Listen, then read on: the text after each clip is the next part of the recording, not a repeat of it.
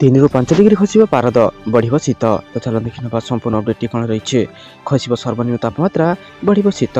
तापमात्रा ह्रास पाइबा सह आगामी 3 दिन में 3 रु 5 डिग्री कमिब तापमात्रा और पुणी शीत अनुभूत हो बोली भुवनेश्वर आंचलिक पाणीपाग विज्ञान केन्द्र पक्षर पूर्वानुमान कर दिया जाइछे।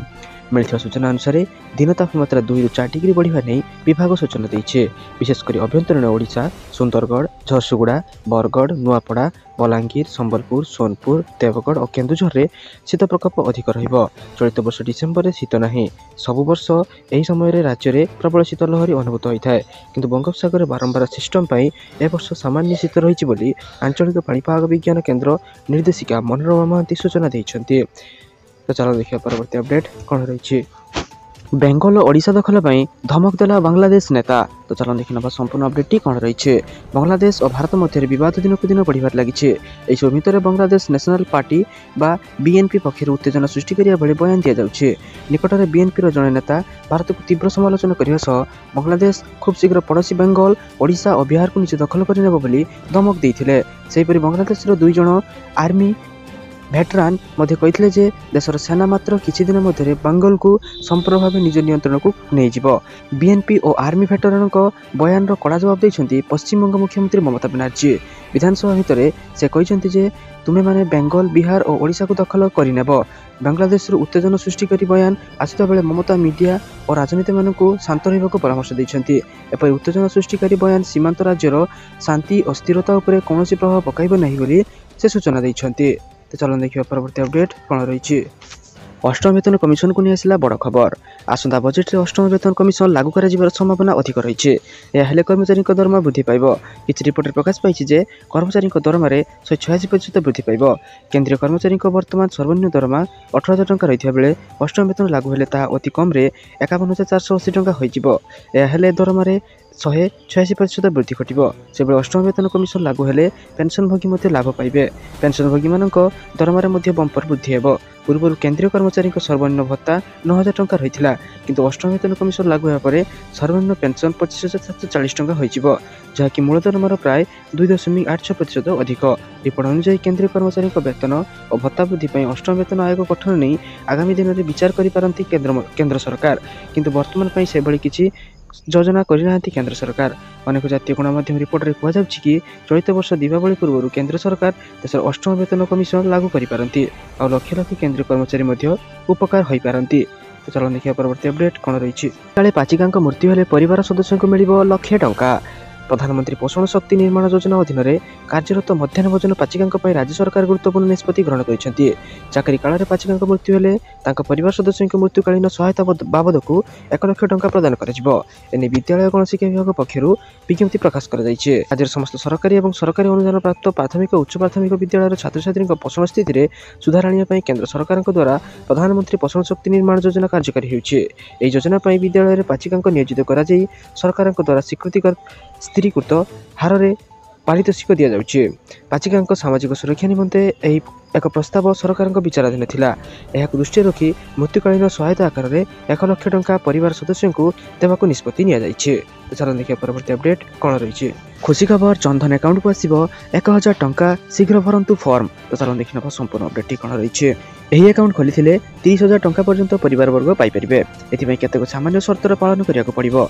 6 मास धरी यह अकाउंट को लगातार परिचालन कले आपको ओवरड्राफ्ट सुविधा जगै दिया। अणसंगठित क्षेत्र में सरकार अटल पेंशन योजना लागू कर pension fund regulatory and development authority द्वारा यह योजना परिचालन होती। योजना रे सामिल हेले परिणति बयस यह अकाउंट में मासिक 1,000 टंका प्रदान करेंगे सरकार।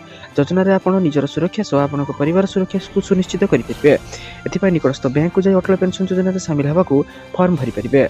योजना रे 60 वर्ष पर्यंत केतक स्वल्प अर्थ प्रीमियम राशि पैठ कर 60 वर्ष पर अति कम 1,000 टंका अधिक राशि बैंक अकाउंट में पाइपर। यह द्वारा आपण भविष्य सुरक्षित रहा सह आपण परिवार भविष्य सुरक्षित रहिबो। तो जनधन अकाउंट अधिक विवरण जानापी आपण निकटस्थ बैंक को जाई यार सविशेष विवरण जानी यह आवेदन करनियंतु।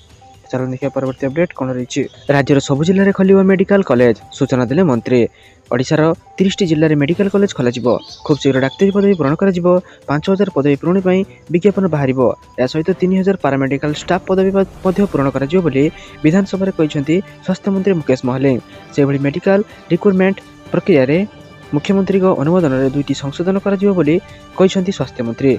सेहीपरि 2014 पर जिते सबू 100 बेड विशिष्ट मेडिकल कॉलेज खोली सेगुड़िकर उन्नतीकरण पर 250 ରୁ 300 कोटी टंका खर्च होने सूचना देते स्वास्थ्य मंत्री मुकेश महालिंग। तो चलो देखिए परवर्ती अपडेट कौन रही। प्रतिवर्ष 2 महिला को रोजगार 7000 मासिक दरमा सह मिल कमिशन। तो चलो देखना संपूर्ण अपडेट कौन रही।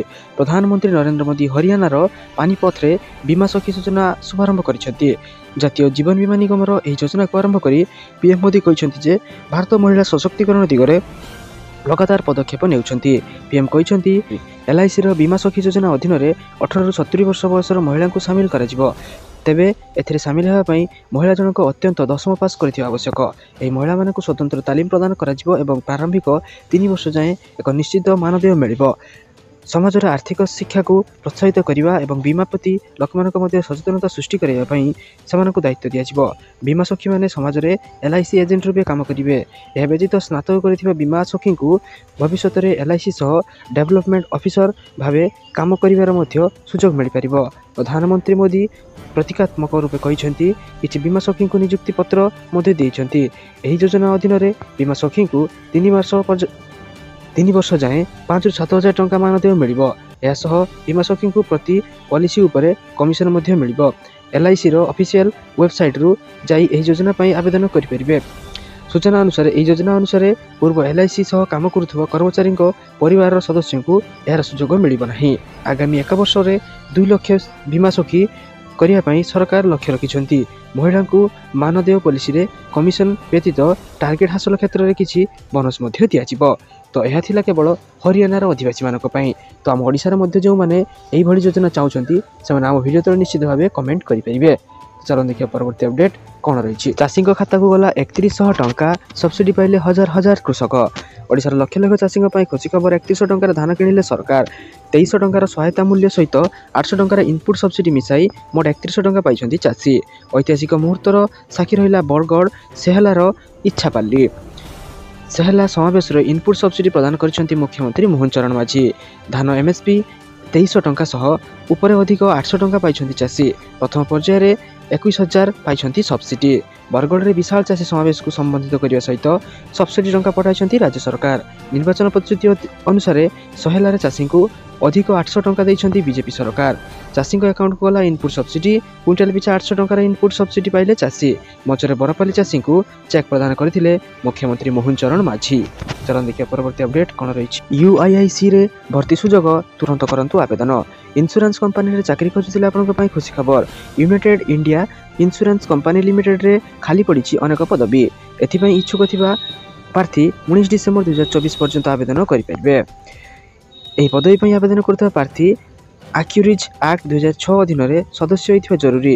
इंस्टीट्यूट ऑफ आक्यूरिज ऑफ इंडिया सदस्य हेबा अत्यंत जरूरी। प्रार्थी पाखरे जनरल इंश्योरेंस एंटरप्राइज रिस्क एवं इन्वेस्टमेंट रिजर्वेशन हेबा जरूरी। प्रार्थी बयस सर्वाधिक 60 वर्ष होइथिबा जरूरी।